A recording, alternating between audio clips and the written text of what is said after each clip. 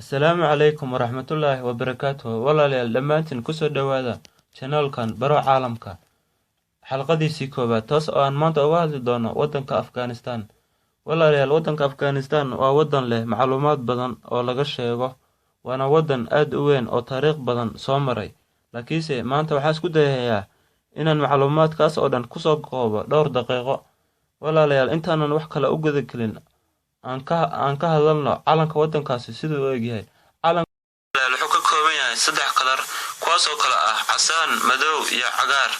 Casaanka walaalayaal wuxuu u taagan yahay dhiiggii ka daatay dadkii u soo halgamay ama u soo dagaalamay xornimada waddankaasi.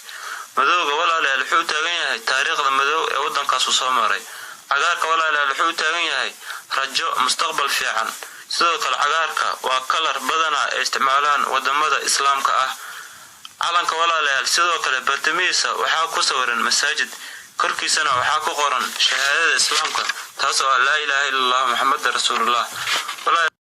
waddanka Afghanistan wuxuu ku yaalaa bartamaha qaaradda Aasiya, waxaana ku wareegsan 6 waddan.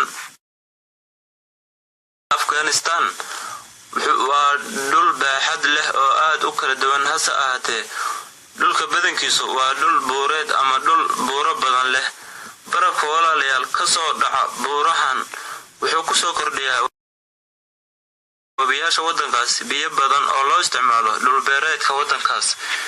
ka soko wabiyada iyo dhulbeereedyada koonfurta Afghanistan waxaa ku yaala saxaro taasoo aad u weyn.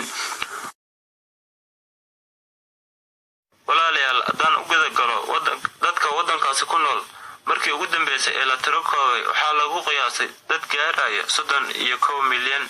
walaalayaal, qabaa'ilada waddankaas haddaan ka hadlo, qabaa'ilka ugu badan waxaa lagu magacaabaa Pashtun oo kuwaasoo qaato 40% dadka ku nool waddankaas. luqadda ku hadlaana waxaa la yiraahdaa Pashto. dadyow kala soo raaca waxaa la yiraahdaa Uzbek, Tajik iyo Hazara.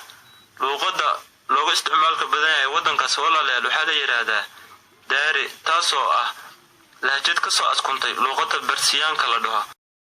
walaalayaal, saaxiibada waddankaas haddaan wax ka sheego, xagga dhaqanka iyo luqadda waxay wadaagaan waddanka Iiraan. xagga becsharada iyo businesska walaalayaal waxay aad isku dhow yihiin wadamada kale ah Pakistan iyo Hindiya. hase ahaatee saaxiibka ugu wanaagsan ama isku dhow yihiin waddanka Afghanistan waxaa lagu sheegaa inuu yahay waddanka Turki.